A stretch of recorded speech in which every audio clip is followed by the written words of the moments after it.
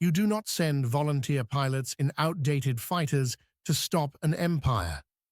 For 3 years, Japan's aerial dominance over China had been absolute. Their Mitsubishi A6M0, the most feared fighter in the Pacific, could outmaneuver, outclimb, and outlast anything the Allies could put in the sky. Japanese pilots weren't just trained, they were veterans, battle-hardened over Manchuria, Shanghai, Nanking. By late 1941, they'd flown over 1,000 combat sorties.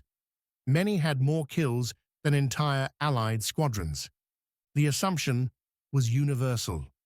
America's entry into the war wouldn't change the mathematics of air superiority over Asia. Not immediately. Not with the chaos at Pearl Harbor. Not with the Philippines falling.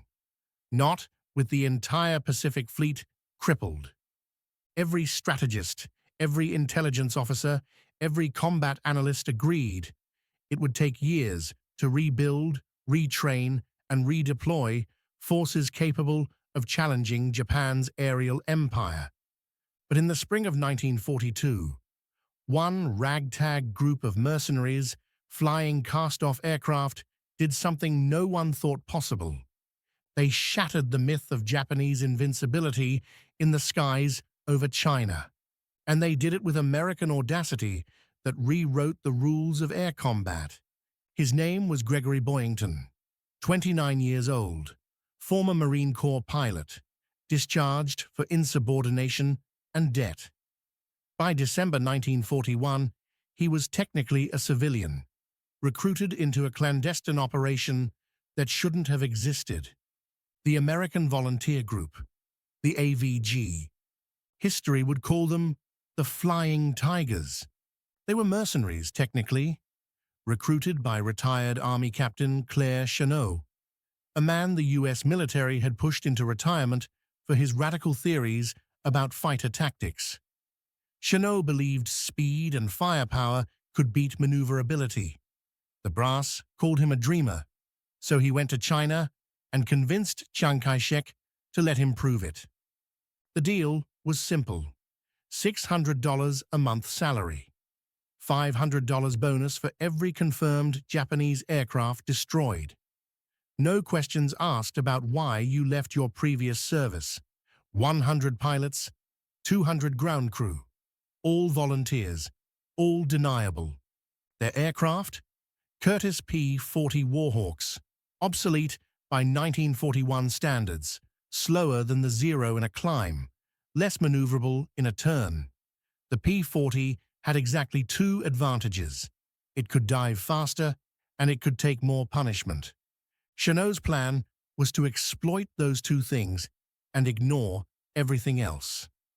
By December 1941, the AVG had been training in Burma for 5 months, learning tactics that violated every principle of dogfighting taught in American flight schools. Chennault's rules were heretical. Never turn with a zero. Never climb with a zero. Never try to outmaneuver a zero. Instead, dive, strike, escape, hit and run from altitude, use gravity as your ally. Use the P-40's ruggedness to survive what would shred a zero. Bounce them before they see you. Break off before they can respond. On December 20th, 1941, the Flying Tigers flew their first combat mission. The Japanese had no idea what was coming. December 20th, 1941. Kunming, China. Radar operators, Chinese civilians with binoculars posted on hilltops, spot 10 Japanese bombers approaching from the south. Mitsubishi Ki-21s. Sally bombers in Allied code, escorted by Zeros. The air raid sirens scream across Kunming. Boyington and 15 other P-40 scrambles. They climb hard, engines roaring at full throttle, trying to gain altitude before the bombers reach the city. The P-40s are painted with distinctive shark mouths, grinning teeth beneath the nose. Psychological warfare before the first shot is fired. At 16,000 feet, Boyington spots them. The bomber formation is tight, professional. The Zeros fly high cover, lazy circles above the Sallies, confident. Chennault's voice echoes in every pilot's head. Never dogfight, dive, shoot, escape. Boyington rolls inverted and pulls. The P-40 screams downward.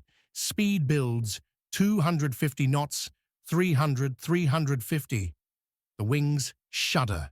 The controls stiffen. This is what the P-40 was built for. He picks a bomber on the left edge of the formation. Closes to 200 yards.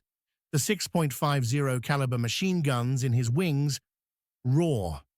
50 rounds per second. Tracers arc through the sky like flaming rope. The Sally's wing erupts. Fuel mist catches fire. The bomber rolls left, shedding altitude, streaming black smoke. Boyington doesn't watch. He's already pushing the stick forward, diving away, building speed to escape the Zeros diving after him. But something's different. The Zeros are fast, but not fast enough. Not in a dive. The P-40 pulls away. Boyington levels out at 8,000 feet, checks his 6, clear. Above him, chaos. 3 more Sallies are smoking. 1 is spinning, wingless, trailing debris. The Japanese formation has scattered. The Zeros are trying to engage, but the P-40s refuse to turn with them. Every time a Zero commits to a pursuit, the American dives away, untouchable. The Japanese are fighting an enemy that won't fight by their rules. Within 7 minutes, 4 bombers are destroyed. The rest jettison their ordnance over empty countryside and run for Hanoi. The Flying Tigers lose 0 aircraft. The Japanese command is furious and confused. Over the next 3 weeks, the pattern repeats. December 23rd, Rangoon, Burma. 24. Sallies, escorted by 30 Zeros, approach the city. The Flying Tigers scramble 18 P-40. The result? 14 Japanese aircraft destroyed, 1 P-40 damaged. December 25th, Christmas Day, Rangoon. The Japanese send everything, 70 bombers and fighters. The largest raid in Southeast Asia to date. The AVG puts up 12 P-40s. 12 against 70. It should be a massacre. Instead, it becomes a legend. The P-40s hit the bomber formation from above. Diving attacks in pairs. One shoots, the other covers. They rip through the formation twice before the Zeros can react. By the time the Zeros descend to engage, the Americans are already gone, climbing back to altitude on the opposite side of the city. The Japanese lose 23 aircraft. The Flying Tigers lose 2. But here's what changes everything. The survivors return to Hanoi and report that they were attacked by hundreds of American fighters. Not 12, hundreds. Because the same 12 P-40s kept diving, escaping, climbing, and attacking again. The Japanese couldn't track them, couldn't count them, couldn't believe that such a small force could inflict such damage. The myth begins to grow. January 1942. The air war over Burma intensifies. The Japanese commit more resources. They send their best pilots, veterans with 20, 30, 40 kills, men who learned to fly over China in 1937. Men who believe the Zero makes them invincible. They learn otherwise. January 3rd, 6 P-40s intercept 16 Zeros over Rangoon. The Americans dive from 20,000 feet. First pass, 2 Zeros fall in flames. Second pass, another Zero spirals into the jungle. The remaining Zeros try to climb and engage. The P-40s are already gone. January 4th, 4 P-40s bounce a formation of bombers. They destroy 5 Sallies in 3 minutes. The Japanese fighters, 16 of them, arrive too late. They chase the Americans for 20 miles. They never catch them. January 6th. Japanese intelligence issues a warning to all air groups operating over Burma and southern China. Exercise extreme caution. Enemy fighters employ unconventional tactics. Do not pursue diving aircraft. The warning is ignored. Japanese doctrine is built on turning dogfights, on aerial samurai duels. The idea of refusing combat, of diving away, is dishonorable, cowardly. The Flying Tigers don't care about honor. They care about mathematics. By February 1942, the scoreboard is undeniable. The American volunteer group has flown fewer than 100 combat sorties. They have destroyed over 60 confirmed Japanese aircraft. Probably another 40 damaged or unconfirmed.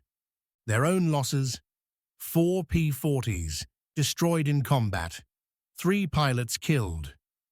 The kill ratio is staggering, 15-1.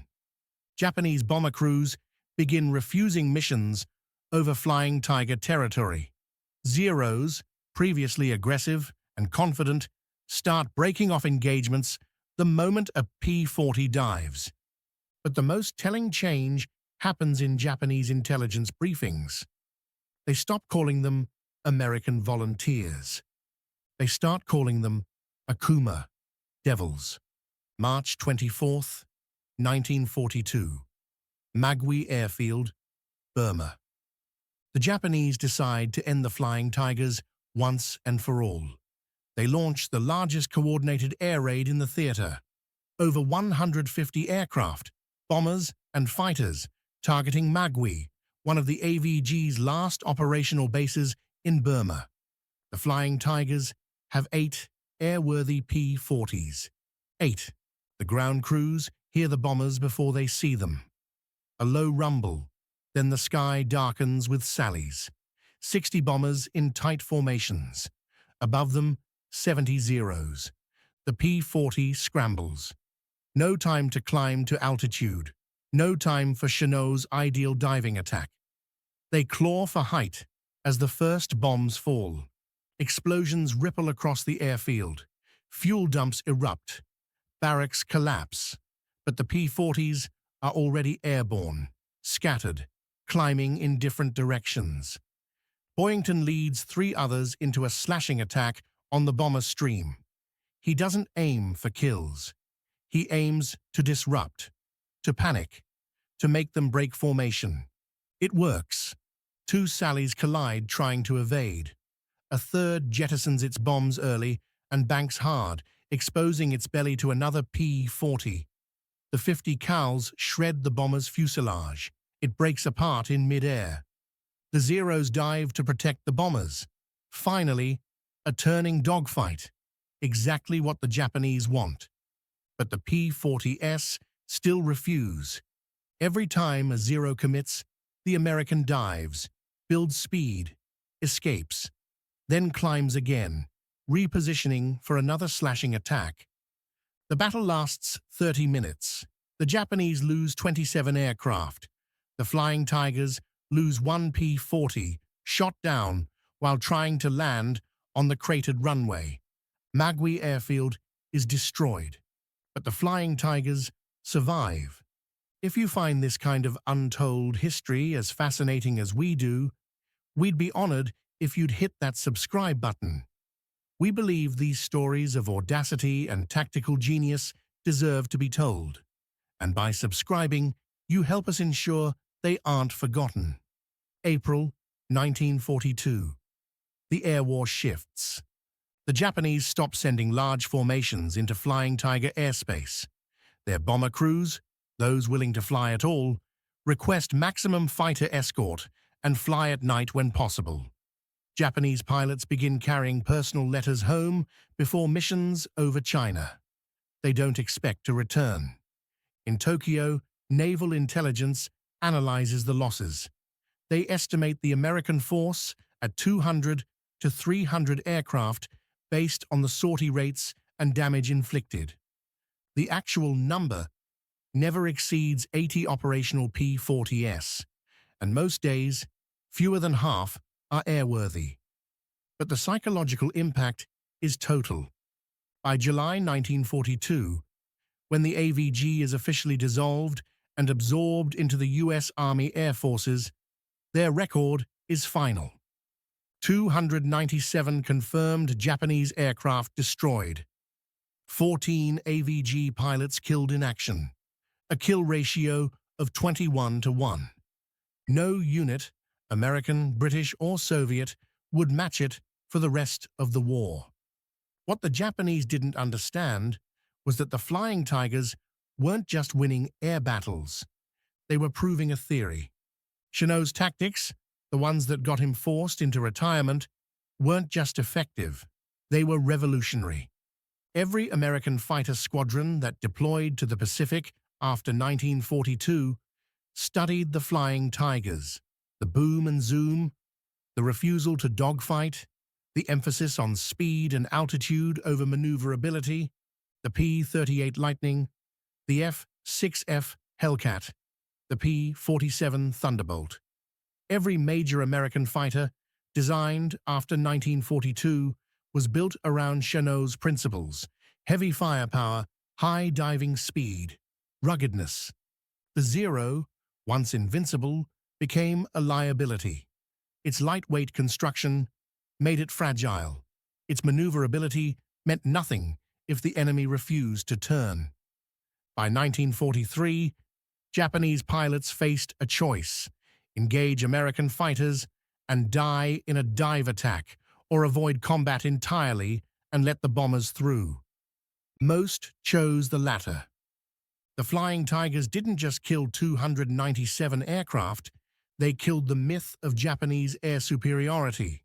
They proved that doctrine beats design, that tactics beat tradition, that a handful of pilots with the right strategy could break an empire's confidence. And they did it with second-hand planes and a $500 bounty per kill. Gregory Boyington survived the war.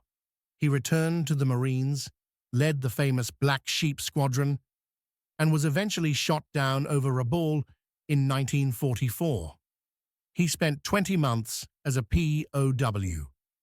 He came home with the Medal of Honor, but he always said the Flying Tigers were his finest hour. Of the 100 pilots who flew with the AVG, 34 were killed or missing. Most were in their 20s. Most came from small towns across America.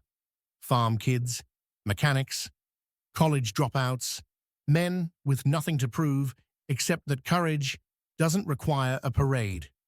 Today, there's a museum in Kunming, China.